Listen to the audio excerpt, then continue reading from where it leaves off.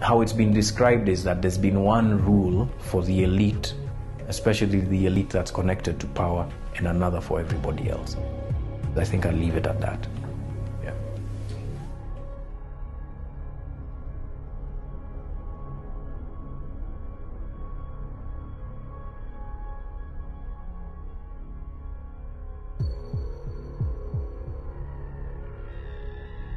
Accounts were opened in the name of these low-level, low-wage employees who do not come into the tax net. Money used to be deposited in those accounts, and finally they used to land in the accounts of either Mr. Hamza Shehbaz Sharif, Mr. Sulaiman Shehbaz Sharif, or Mr. Shehbaz Sharif himself.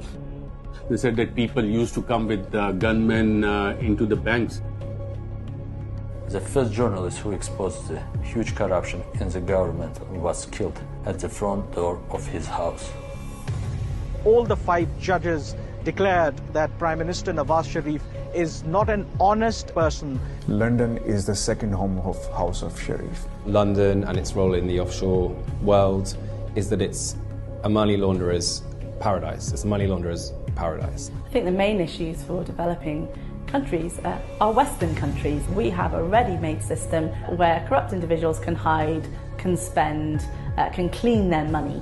When you look at the laws, I'm talking about the richer countries as a whole, they tend to favor the crooks.